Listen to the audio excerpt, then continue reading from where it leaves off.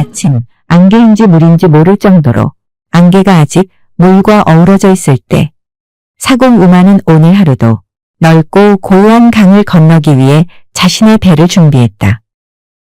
해가 점점 떠오르자 안개가 거쳐 투명한 하늘이 나타나며 사공의 나룻배에 다양한 사람들이 타고 있는 모습이 보였다. 등에 짐을 진 보찜 장수, 그를 왜는지 혼잣말로 중얼거리는 선비, 그리고 옆에서 한숨을 연방 내쉬고 있는 할머니, 또 거드름 피우며 뒷짐진 양반도 그의 배에 올라탔다. 비단 옷을 입고 우쭐거리는 양반은 노를 젓기도 전에 짜증이 난 듯 보였다. 사공우만이 노를 저어가기 시작부터 양반은 심통이라도 난 듯 불평을 늘어놓기 시작했다.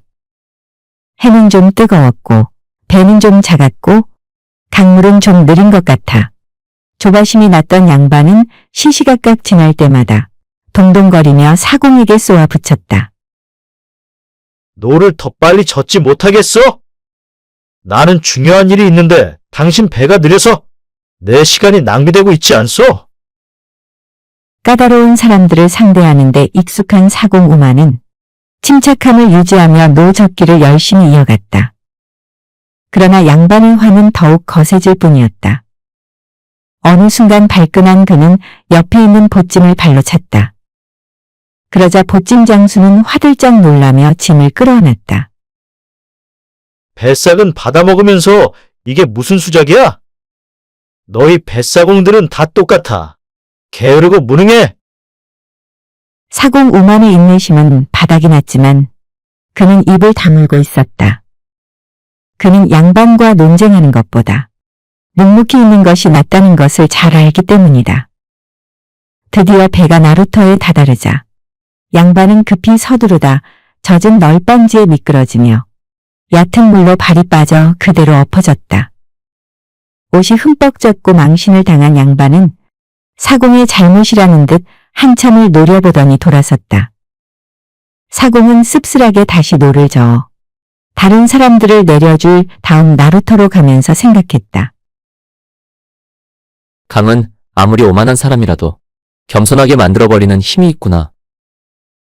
오만이 노를 저어 강을 건너기 시작하자 아까부터 한숨만 내쉬던 할머니는 아침밥 먹다가 아들과 격렬한 말싸움을 벌여 배를 골고 나왔다며 자신은 외롭게 내동댕이 쳐진 것 같다고 소리 높여 말했다. 그녀는 뱃머리에 앉아 귀에 거슬릴 정도로 자신의 신세를 한탄했다. 아이고, 내가 왜 아이를 낳았을까? 그들이 하는 일이라고는 그저 말다툼만 할 뿐이요. 나는 자식을 키우면서 진자리 마른 자리 갈아 뉘었고 온 힘을 다해 소중히 키웠지.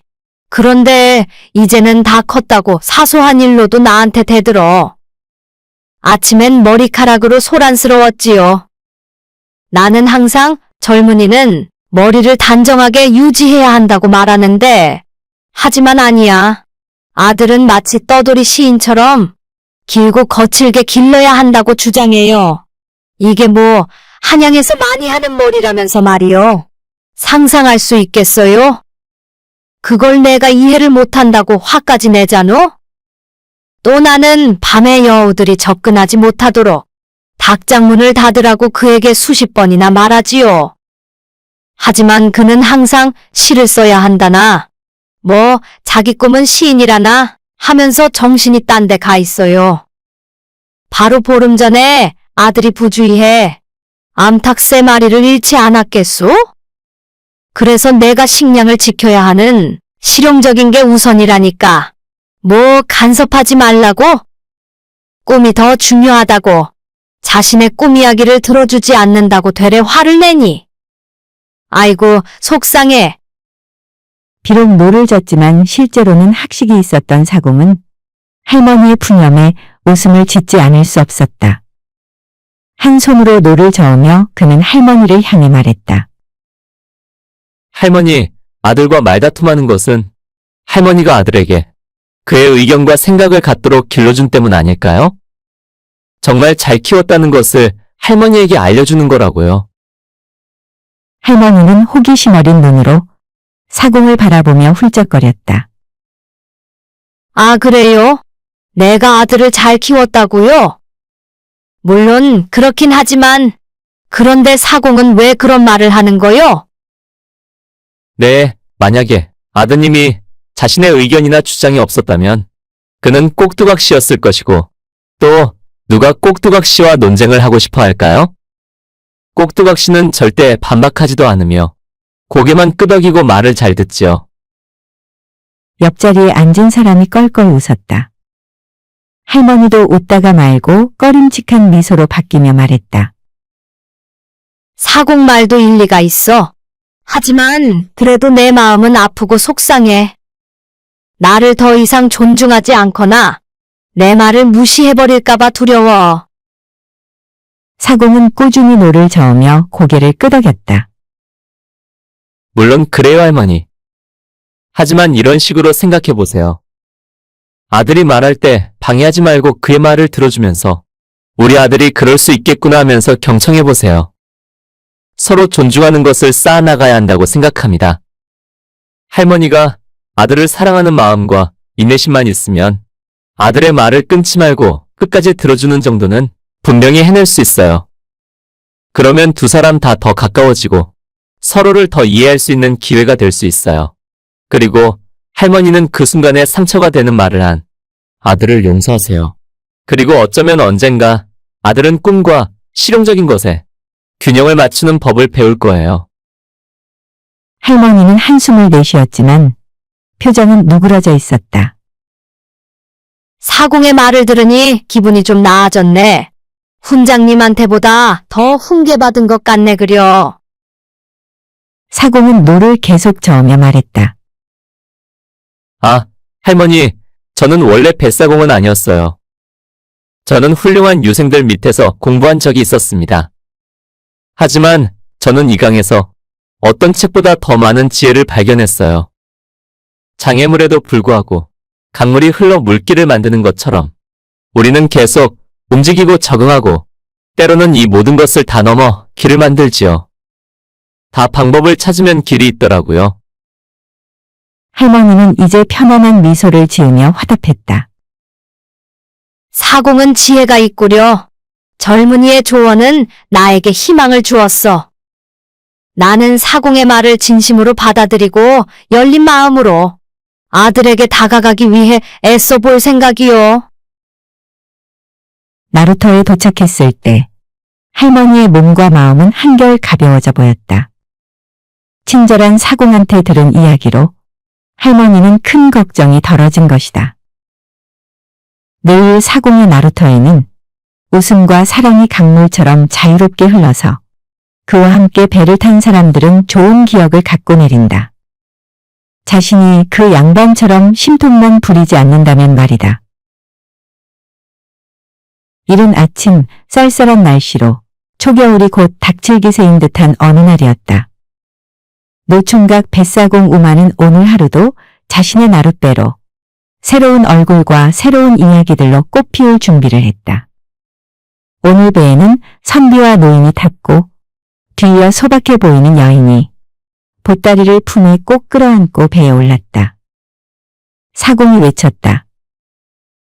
자, 출발하겠습니다. 배가 강을 가로질러 미끄러지듯 지나갈 때 노인이 사공에게 말했다. 사공은 참 성실하기 그지없지. 아, 지난번에 앞집 발매가 아들하고 다투고는 사공이 가르쳐 주는 대로 했더니 아들하고 사이가 아주 좋아졌다지 않나? 아주 사공이 훌륭해서 어디 자만 처자 있으면 매파로 나서야겠다 하더라고. 아, 예. 할머니가 그렇게 기뻐하신다니 다행이군요. 제가 말씀드려도 고지 안 듣는 사람도 있는데 할머니께는 제가 오히려 감사를 드려야겠네요. 이렇게 화기애애한 분위기로 배는 흘러가고 있는데 한 구석에 조용히 앉아있던 소박한 여인이 갑자기 강물 속으로 뛰어들지 않는가? 아이쿠야, 저를 어째? 어서 사람을 구해야지. 갑작스러운 소동으로 배는 몹시 흔들렸고 충격으로 사람들은 소리를 질렀다. 사공은 망설일 틈 없이 재빨리 물속으로 뛰어들었으나 급류에 휘말린 여인은 저만치 멀어져 있었다. 여인은 살 의지가 있는 건지 없는 건지 그저 몸을 물에 맡기고 요동도 하지 않는 것 같았다. 배에 남아있는 사람들은 그저 아이고 어쩌나 소리만 연발했다. 그 여인이 가라앉기 시작하자 바로 사공은 그의 강한 팔을 뻗어 여인을 감싸고 물살에 맞서 싸우며 배 있는 곳으로 헤엄쳐 갔다. 겨우 여인을 배 위에 올려놓고 보니 여인은 물을 얼마나 먹었는지 축 늘어져 있었다. 사공은 거친 숨을 몰아쉬면서도 흔들리는 배 위에서 여인의 몸을 두드려 물을 토하게 했다. 캑캑거리는 여인을 두고 옆에 선 선비와 노인은 그저 쩔쩔매고 있었다. 그래도 사람을 살려 건져놓은 것만이라도 다행이네. 정말 다행이야. 다 사공 덕이네. 아니 무슨 곡절인지 몰라도 이 차가운 물에는 왜 뛰어드노? 둘 다 옷이 저렇게 젖어 추워서 어쩌나 그래. 겨우 숨을 내뱉으며 살아난 여인을 보고 사람들은 안도감을 느끼며 제자리에 앉았다. 어느덧 배가 나루터에 도착하자 사람들은 뿔뿔이 헤어졌다. 배에 주저앉은 여인은 흠뻑 젖은 채 벌벌 떨면서 계속 울고 있었다. 사공은 당혹감에 뒤섞인 눈빛으로 여인을 바라보았다. 뒤늦게 마주한 여인은 기품 있는 아름다움이 있었다. 괜찮으십니까? 대체 무슨 일로 그렇게 절망적인 행동을 했어요? 사연을 털어놓는 여인의 눈에서는 여전히 눈물이 가득했다. 저는 저 강물의 품이 차라리 포근해 보였어요. 그러면 이 고통에서 벗어날 것 같았거든요. 얼마나 괴로우면 그랬을까 합니다만. 아무튼 다시는 이런 일이 없어야 됩니다. 집에서 기다릴 테니 어서 돌아가십시오. 전 갈 데가 없습니다. 석 달 전에 시집을 가서 갑자기 남편 상을 당하게 되니 시부모님은 다 며느리 잘못 들인 탓이라며 저를 쫓아냈지요. 친정집에서는 제가 소방 맞은 불효여식이라고 집에 발도 못 들이게 합니다. 그러니 제가 갈 곳은 어디일까요? 여인의 마음이 너무도 애달파 할 말을 잃은 사공우마는 참으로 난감했다. 우선 뼈가 애이게 추우니 젖은 옷이라도 갈아입을 요량으로 일단 자신의 집으로 가겠느냐고 물었다. 예, 제 목숨도 살려주신 은인인데 받아주신다면 따라가겠습니다. 여인은 사공의 마음씀과 친절함에 희망의 빛을 느끼며 따라갔다. 그녀는 사공의 따뜻한 배려로 큰 위안을 느끼며 몸을 추스리고 있었다. 그 후 일상의 집안일을 돕기 시작했는데 청소하고 요리도 하니 슬픔의 상처가 조금씩 잊혀져 가는 것이었다. 그녀의 절망에 빠졌던 삶이 서서히 밝게 변화되어 가는 것 같았는데 그렇게 얼마의 세월이 흘렀다. 저 내일은 친정집에 가봐야겠어요. 꿈에 아버님이 보였는데 마음이 편치 않네요. 그럽시다. 내가 집 근처까지 같이 가주겠소. 여인의 친정집으로 향한 사공우마는 그녀가 양반집 교수라는 것을 이제서 알게 되었다.